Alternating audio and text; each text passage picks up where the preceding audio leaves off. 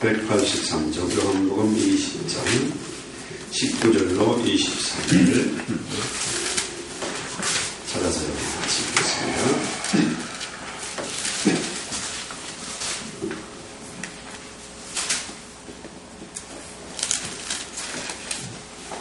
2013년 부활주일에 주시는 우리 하나님 말씀 요한복음 20장 19절로 23절 같이 읽습니다.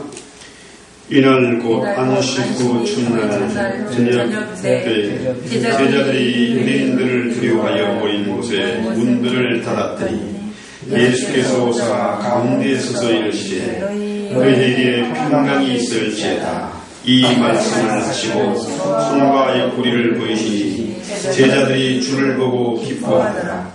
예수께서 또 이르시되 너희에게 평강이 있을지어다. 아버지께서 나를 보내신 것 같이 나도 너희를 보내라. 이 말씀을 하시고 그들을 향하사 숨을 내쉬며 이르시되 성령을 받아라. 너희가 누구의 죄든지 사하면 사여질 것이요 누구의 죄든지 그대로 두면 그대로 있으리라 하시니라. 아멘. 잠시 기도합니다. 하늘에 계신 우리 아버지,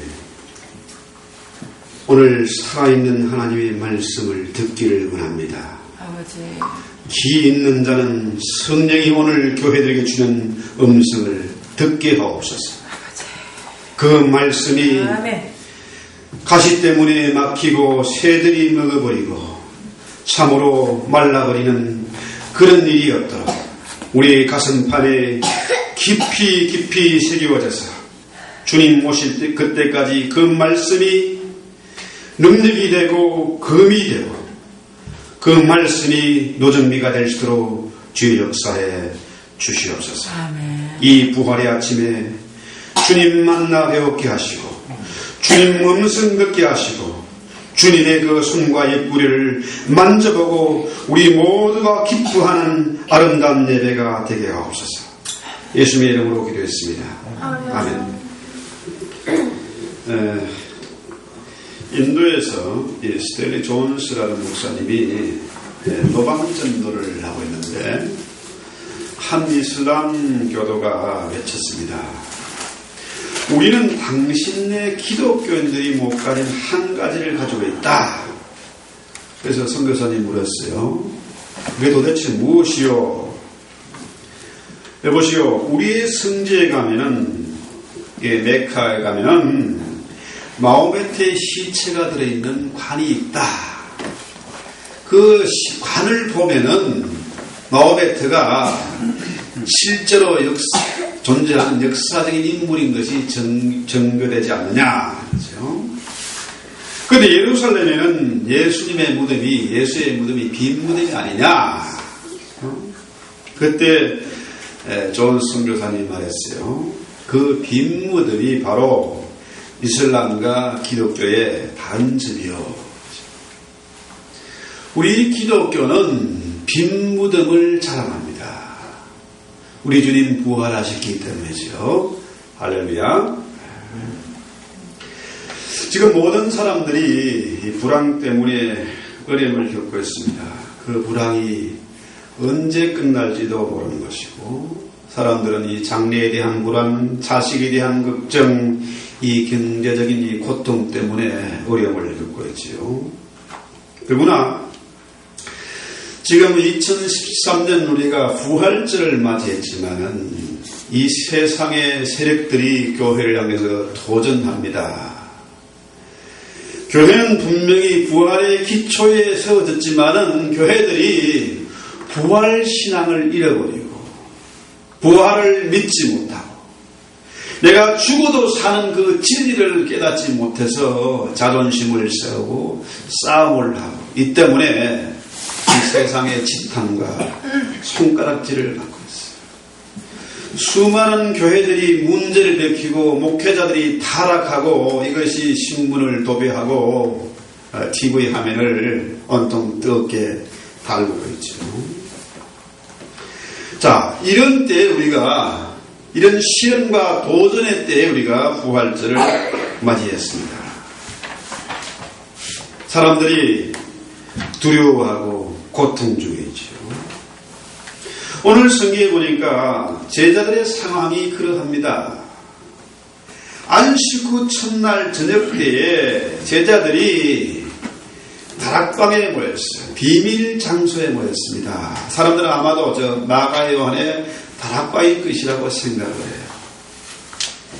자, 주님은 십자가에 처형을 당했고 지금 주님이 계시지 않습니다. 유대인들은 살기 등등해서 주님을 따른 그 제자들을 처형할까봐 잡을까봐 지금 문을 꼭 닫아 걸고 있어요. 비밀 장소에 지금 모여 있는 거죠. 자, 이렇게 어려운 때 이들이 모여 있는 이유가 뭡니까? 부활하신 주님에 대한 소식을 들었기 때문이에요. 부활의 소식이 이들을 다시 모이게 했지만은 여전히 두려움이 있는 겁니다. 문을 꼭 닫아 걸고 있어요. 자, 지금도 사람들이 마찬가지입니다. 우리가 부활을 믿는다고 하면서 부활절을 맞이하면서도 여전히 세상에 대한 두려움이 있고 상처 때문에 마음의 문을 꼭 닫고 괴로 속에 빠져들어 있는 거죠. 밖으로 나오지를 못합니다. 서로가 상처를 받고 서로가 불신을 하고 마음의 문을 꼭꼭 닫아 걸고 있는 거죠. 그런데 오늘 성경에 보니까 주님이 방 한가운데에 들어오셨어요. 저 방 한가운데 들어오셨어요. 놓고 소리도 안 들렸고 문을 열어준 적이 없습니다. 그런데 주님이 방 한가운데 갑자기 들어오신 거예요.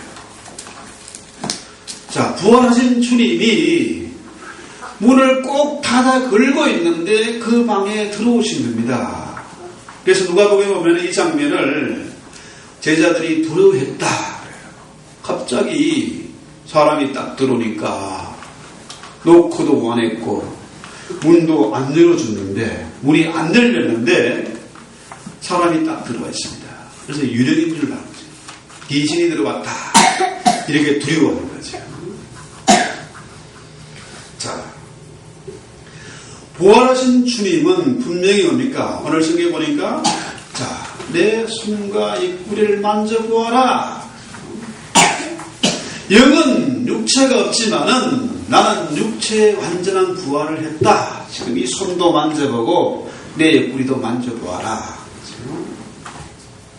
부활하신 주님은 분명히 시간과 공간의 제약을 받지 않습니다.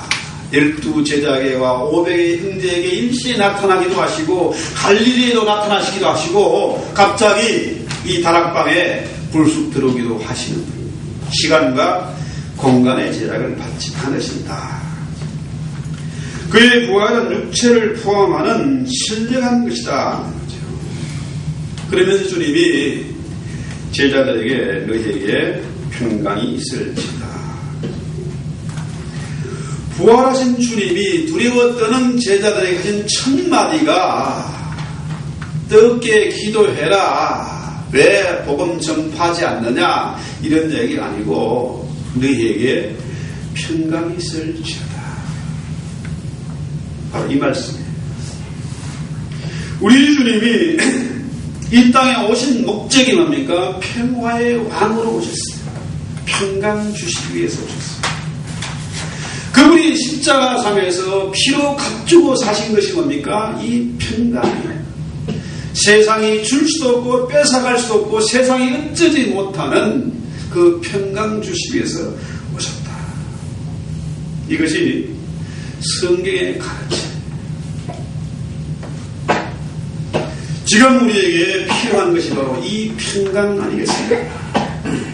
분노 때문에 잠을 이루지 못하고 근심 때문에 밤을 새우는 사람들이 얼마나 많습니까? 세상이 두렵고 사람들이 두려워서 마음의 문을 꼭 닫고 있는 사람들이 상처받은 영혼들이 얼마나 많습니까? 먼저 마음에 평안이 있어야 공부도 되고 비비스도 되는 거 아니겠습니까? 먼저 필요한 것이 평강이에요. 우리 주님이 부활하셔서 우리가 평안을 얻기 필요한 모든 것을 다 해결하셨어요. 우리가 그토록 불안해하는 것입니까? 죽음에 대한 공포, 지옥에 대한 두려움이잖아요. 장래에 대한 심판 아니겠습니까? 이 모든 것을 주님이 십자가상에서 완벽하게 해결하셨다.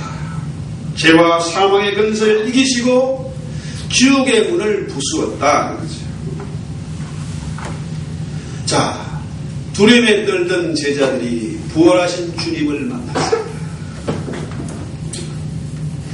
문은 여전히 닫혀있고 살기 어린 유대인들이 문 밖에 있지만은 이제는 두려움이 사라지고 마음에 기쁨을 얻었어요.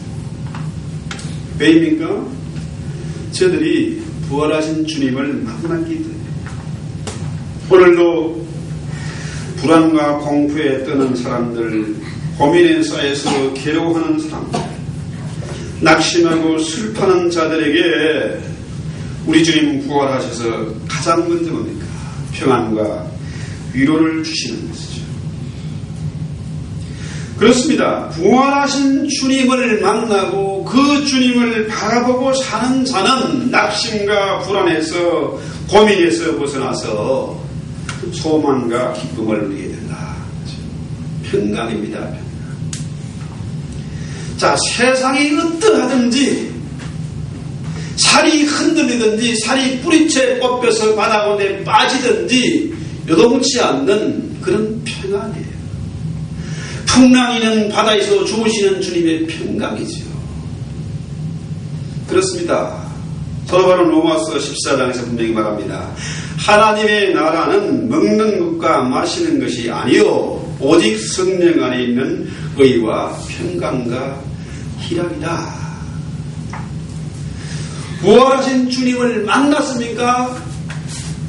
그의 보내신 성령이 내 마음 가운데 계십니까? 그렇다면 하나님의 나라가 이루어지는 것이고 천국의 삶을 사는 사람의 특징은 뭡니까? 의와 평강과 기쁨이다. 자, 21절에 다시 뭡니까? 다시 너희에게 평강이 있을지어다. 그게 반복해서 말씀하세요. 자, 너희에게 평안이 있을지어다 말씀하신 주님이 다시 한 번 더 너희에게 평강이 있을지어다 반복하시는 이유가 뭡니까? 주께서, 부활하신 주께서 평강을 주시는 그 목적을 의미하는 거죠. 이 제자들에게 다시 한번 책임을 환기시키는 말씀이에요. 제자들이 그동안에 주님 십자가에 처형당하시고 두려워 떨면서 이 책임을 잊어버렸어요. 이제 주님이 두 번째 너희에게 평강이 있을지어다 이 말씀을 하심으로 그 책임을 통감하게 만드신 겁니다. 그렇습니다. 우리 주님이 우리에게 평강을 비는 목적 뭡니까? 평강 주시는 목적이 뭡니까? 이 평강을 세상 가운데 전하라는 것입니다. 전파라는 거죠. 보냄을 받은 자로서 부활하신 주님의 그 소식을 전하는 증인이 되어라. 그 사명을 감당해라. 그러면서 의심많은 도마에게 뭡니까? 자, 진짜 주님이 맞습니까? 부활한 주님 맞습니까? 그 손도 만져보고 창에 상한 그 옆구리도 만져보도록 그렇게 허락하시잖아요. 왜 그 못자국난 손과 창자국난 옆구리를 왜 보여주십니까? 부활의 주님을 확신할 뿐만 아니라 너희의 가는 그 길, 내가 너희를 세상에 보내는 그 목적, 그 길이 결코 평탄한 길이 아니다. 보냄을 받은 자의 길이 편하고 부드러운 길이 아니라 당연히 십자가의 길이다. 왜? 십자가의 길이 바로 부활의 길이기 때문에 그렇습니다. 세상이 아무리 요동을 치고 세상이 교회락에서 도전해 와도 우리의 할 일은 뭡니까? 이 평강을 전하는 거예요. 보냄을 받은 자로서 십자가 지고 주의 길을 따르는 것입니다. 그 길이 평강의 길이요, 의의 길이요, 기쁨이 넘치는 길이기 때문에 그렇습니다.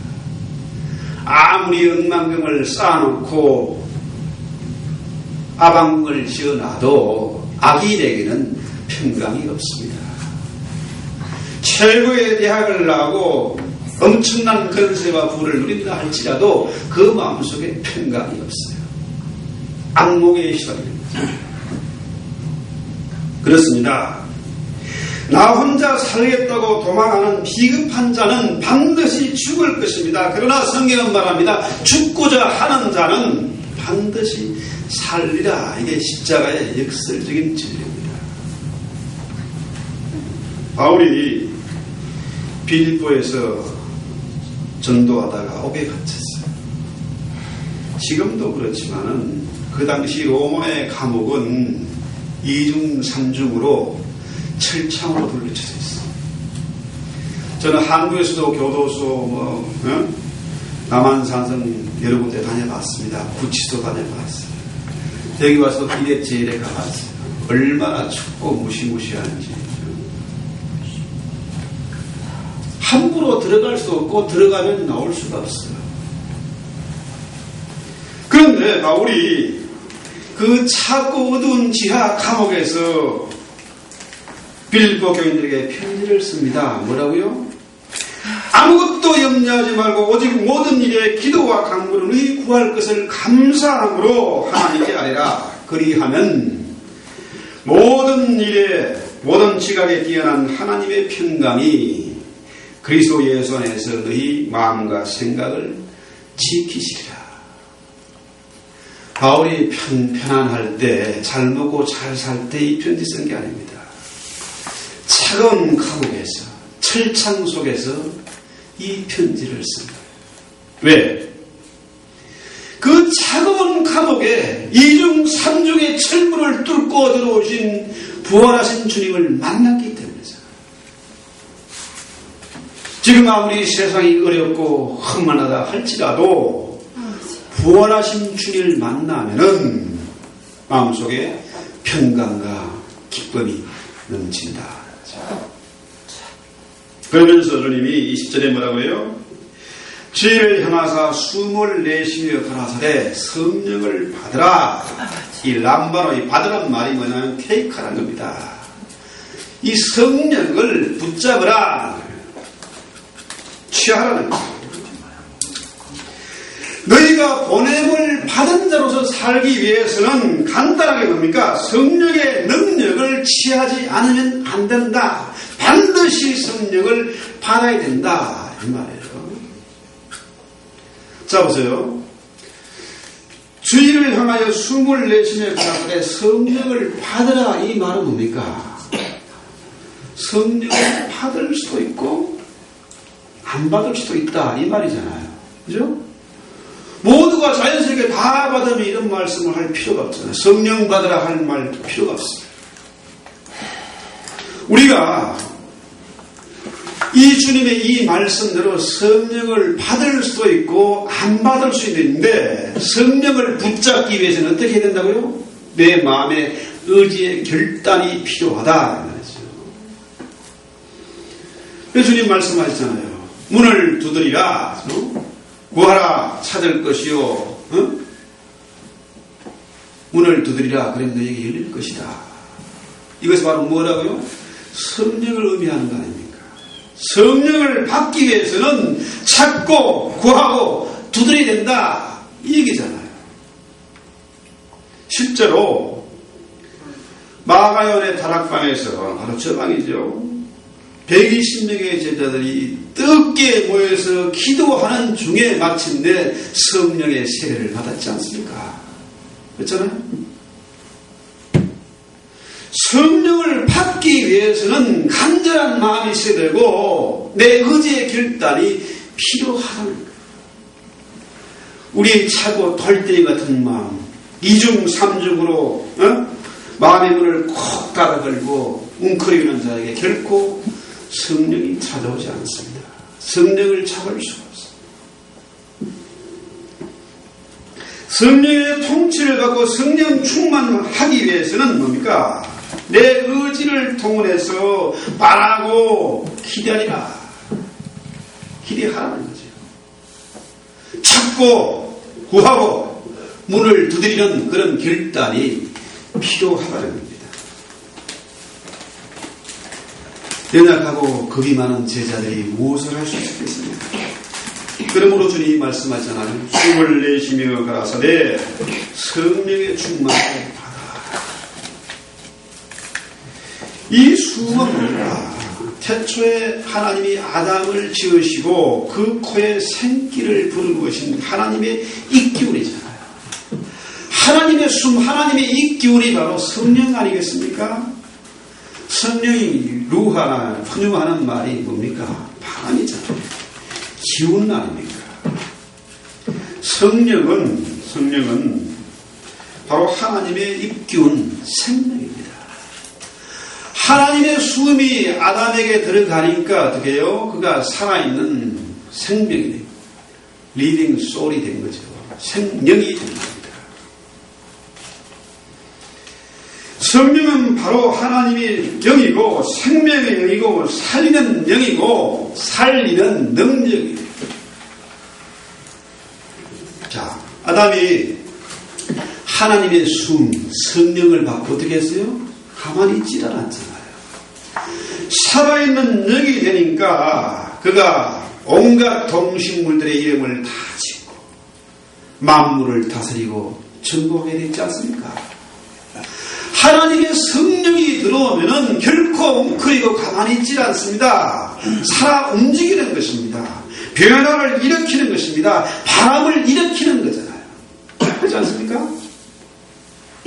가만히 있는 거 이건 시체지요. 송장입니다. 하나님의 성령을 받은 사람은 기운이 살아있는 사람이고 살아있는 사람은 바람을 일으킨다. 에스겔서 37장에 에서골 골짜기에 마른 뼈다귀들에게 하나님의 성령이 들어가니까 되겠어요?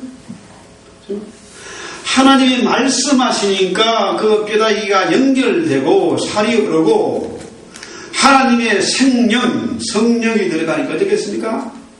그 시체가 마른 해골들이 어떻게 됐습니까? 군대가 된 겁니다. 이것이 바로 성령의 능력, 살리는 능력, 이 생명의 역사가 아니겠습니까? 자, 우리가 하나님의 일을 합니다. 주의 일을 하겠다고 직분을 받고 지금 이 자리에 와 있습니다. 우리에게 필요한 것이 시간도 재능도 돈도 아닙니다. 그보다 가장 중요한 게 뭡니까? 오늘 주님 말씀하신 이 성령을 받는 것입니다. 성령은 나도 살고 이웃도 살리는 능력입니다. 파괴되고 혼탁한 가정을 다시 회복시키는 능력입니다. 교회를 향해서 도전하는 세상을 향해서 오히려 바람을 일으키고 저들을 죽기로 인도하는 그 능력, 그 부활의 능력이 바로 성령의 능력이죠. 아멘. 그래서 이 성령의 능력을 받은 제자들이 더 이상 세상을 두려워하지 않고 이제 웅크리고 있지 않았습니다. 그들에게 생명의 영, 부활의 영이 있으므로 담대하게 세상에 나가서 복음을 전파하게 됐죠. 그렇잖아요. 여전히 박해가 있고 고난이 기다리고 있습니다. 그렇지만은 제자들은 이것을 두려워하지 않았습니다. 마찬가지입니다. 그때나 지금이나 똑같죠. 우리가 험한 인생을 살아갔듯이 저 아이들 또한 우리와 같은 똑같은 인생을 살아가게 될 것입니다. 아무리 과학기술이 발달하고 풍요로운 세상이 됐다 할지라도 더 살벌한 세상이잖아요. 여전히 박해가 있고 세상에 미움이 있지만은 성령의 능력을 받은 사람은 살아있는 자는 나도 살고 이웃도 살리는 자, 교회도 일으키는 자가 된다는 거예요. 요즘 세상이 참 냉랭하지 않습니까? 사랑이 식어지고 불법이 승하는 그런 시대입니다. 그렇지만은 이 성령의 능력을 받으면은 오히려 뭡니까? 그것을 뛰어넘고 세상을 다스리고 정복하는 자가 된다는 거예요. 자, 23절에 더 놀라운 말씀이 있습니다. 너희가 네 죄든지 그대로 두면 그대로 있으리라. 이 신약 성경에서 가장 난해한 구절이 오늘 23절 말씀이에요. 그래서 로마 캐톨릭에서는, 천주교에서는 이 말을 이 로마의 사제, 신부들에게 죄 사하는 근세가 있다, 이렇게 이 구절을 인용을 해요. 그래서 성경은 말합니다. 하나님만이 죄를 사하는 근세가 있습니다. 그렇지 않습니까? 그런데 너희가 네 죄든지 그대로 두면 그대로 있으리라. 사하면 사하고 그대로 두면 그대로 있다. 이 말을 우리가 어떻게 해석해야 되겠습니까? 이 구절의 진정한 뜻이 무엇일까요? 자, 이 말씀은 너희가 가서 복음을 전파함으로, 죄 용서의 복음을 전파함으로 그들이 회개하고 돌이켜 돌아서면은 그 죄의 사함을 선포할 근세가 전도자에게 있고, 주님께로 오기를 거절하는 사람들에게는 그들의 죄가 용서받지 못할 심판임을 선포할 근세가 있다, 이 말이에요. 이 근세가 교회에 있습니다. 자, 저들이 복음을 받고 회개하고 돌이키면은 그들의 죄가 사하여질 것이고, 그 죄의 사죄 연총을 선포할 것이고, 그대로 두면은 그대로 있다, 이 말이에요. 우리가 보냄을 받은 이유는 뭡니까? 바로 이 죄의 문제를 다루는 거예요. 자, 부활하신 주님이 너에게 평안이 있을지어다 하시면서 내가 너희를 세상에 보내는데, 주께서 우리를 세상에 보내는 목적이 뭡니까? 이 죄의 문제를 다루라는 겁니다. 교회가 할 일이 뭡니까? 죄의 문제를 다루어야 하는 거 아닙니까? 병원이 왜 필요합니까? 수술이 필요하고 병자가 있기 때문에 병원이 필요한 거 아니겠습니까? 이 땅에 교회가 왜 필요합니까? 사람들이 죄 때문에 고통을 당하고 있기 때문에 교회가 필요한 거예요. 그런데 교회에서 무엇을 하고 있습니까?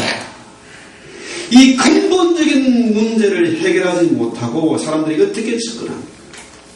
교회는 복받고 자식들이 성공하고 출세하는 것을 이것 가르치고 있으니까 교회가 능력을 잃어버립니다. 부활의 능력이 없어졌습니다.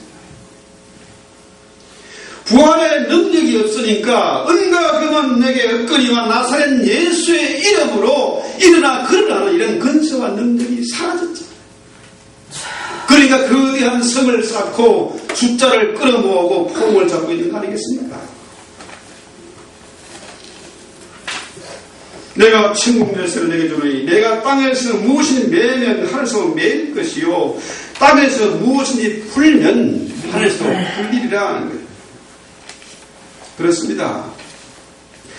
성령을 통하여 하나님의 그 사대 복음, 사대 은총이 전해질 때에 이 복음을 받고 회개하는 자는 하나님께서 사대 은총을 베풀어 주실 것이요. 만일 이 복음을 받고 회개하지 않는 자, 불순종하는 자에게는 하나님이 그 죄를 용서하지 않는다. 우리가 복음을 전파해서 저들이 회개하고 돌이켜서 풀면 풀리는 것이고 그대로 있으면 그대로 있는 겁니다. 성령이 전도자를 통해서 역사하십니다. 성령의 능력을 받기를 원하십니까? 그렇다면 전도자가 돼요. 선교하는 자가 돼야 됩니다. 성령은 전도자를 통해서 역사하시는데 성령 받은 주의 종들이 복음 전파하면서 저들의 죄를 지적할 때에, 책망할 때에 하나님께서 그 죄를 회개하는 자는 그의 죄를 용서해 주시고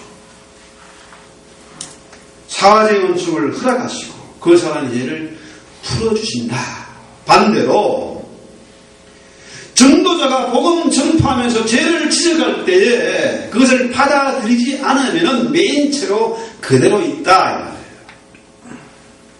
지옥의 건세, 죽음의 건세 그대로 포로가 된다. 이 말이죠. 그렇습니다. 우리가 복음을 전파해서 저들이 회개하고 그 형제의 죄를 풀어주면 하나님께서 그 형제의 죄를 풀어주시고 역시 뭡니까? 우리의 죄도 용서해 주신다. 이 얘기 아닙니까? 주기도는 뭐라 그래요? 우리가 우리에게 죄의 전제를 사하여 준 것 같이 저희 죄를 사하여 주옵시고 그렇잖아요. 우리가 진실로 복음 전파하면서 저들의 죄 문제를 해결해 주면은 저도 살고 나도 사는 역사가 있다. 반대로 저들이 받아들이지 않으면 그대로 매여 있을 수밖에 없다. 우리가 이같이 형제의 죄를 풀어주고 용서해야 하나님이 내 죄도 용서하시고 저 형제도 살려주신다. 네 죄는 사하면 사여질 것이요 그대로 두면 하나님께서도 그대로 두겠다. 이 엄청난 말씀 아닙니까? 그럼 우리가 타인의 죄를 거론하기 전에 먼저 뭡니까? 오늘 주님의 말씀을 기억해야 됩니다. 사람의 죄를 사할 때에 하나님께서 나의 죄도 사해 주신다. 이 사실을 우리가 명심해야 된다는 거죠. 자, 오늘 부활절에 우리는 다시 한번 이 말씀을 기억해야 됩니다. 주님의 부활이 없었다면 이 땅에 교회가 존재하지 않았을 것입니다. 교회는 분명히 부활신앙의 터 위에 세워졌기 때문입니다. 낙심하여 두려워 떨었던 자들, 다락방에 모여서 문을 닫아 걸고 있던 저들에게 주님 찾아오셔서 저들이 뭡니까? 마침내 부활의 증인이 되었어요. 부활하신 주님이 지금도 교회를 통해서 역사하시고 성령 받은 전도자를 통해서 역사하십니다. 부활의 교훈은 뭡니까? 생명이 죽음보다 강하다. 우리가 정의를 결단코 삼킬 수 없다는 사실을 증명하고 있지 않습니까? 구름이 영원토록 태양을 가릴 수 없듯이 죄의 근세가 주님을 무덤 가운데 죽음 가운데 가둬놓을 수가 없었잖아요. 왜? 우리 주님이 의의 태양이시기 때문에. 자, 의로운 태양이 떠올라서 치료하는 강선을 받았습니다. 부활하신 주님이 의의 태양이 되셔서 오늘도 숨을 내쉬면서 말씀하십니다. 성령의 충만을 받아라. 오늘날 교회가 무기력하고 세상에 조롱거리가 된 것은 이 부활의 신앙을 체험하지 못하고 믿지 못하고 전하지 못하기 때문에 그렇습니다. 2000년 전에 부활하신 그 주님이 바로 나의 주님이 돼요. 그의 부활이 바로 나의 부활이 되어야 되는데 문제는 뭡니까? 오늘날 교회들이 십자가를 거부하니까 십자가 없이는 부활이 없잖아요.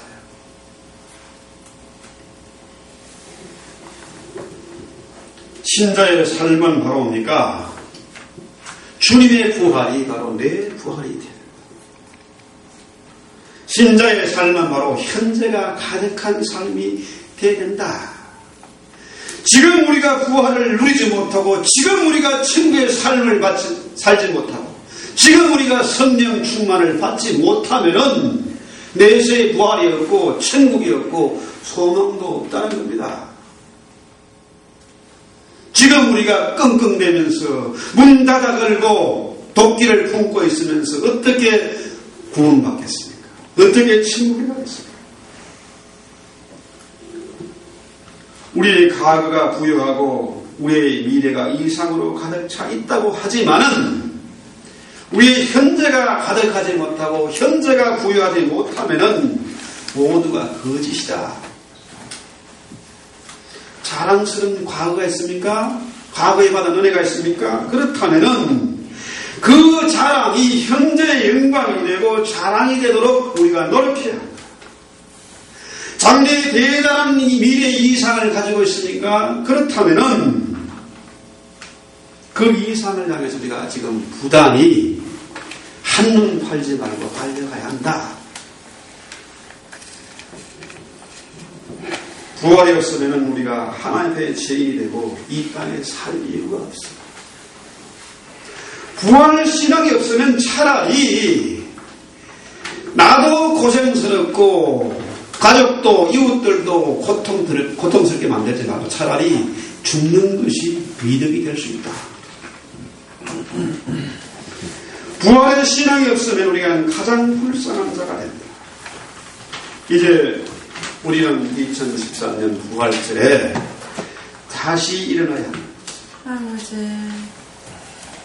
우리의 희망은 십자가와 부활에 있습니다. 죽음이 결코 희망이 아니죠. 장래의 꿈이 지옥이 될 수 없잖아요. 그래서 우리가 지금 똑같이 그때나 지금이나 고난과 핍박이 기다리고 있고 여전히 험난한 세상을 살아야 하지만은 부활의 신앙이 있기 때문에 그 죄와 고난의 근세를 극복하면서 살아가야 해요. 이 부활의 소식은 신자를 힘차고 용기 있는 사람, 남자답게 강건한 사람으로 만듭니다.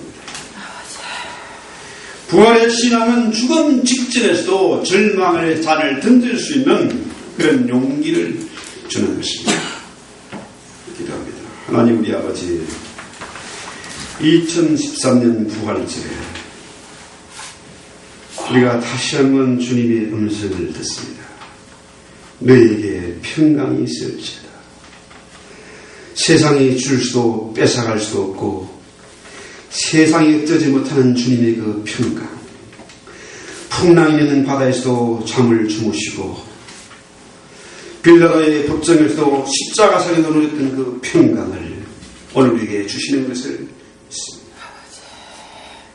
2000년 전에 부활하신 주님이 지금 차고 돌덩이 같은 우리의 마음, 웅크린 우리의 마음을 뚫고 찾아오시는 것을 저희가 믿기 때문에 이 시간 우리의 의지의 결단을 동원해서 내 자존심과 고집을 꺾고 주님을 맞아드립니다.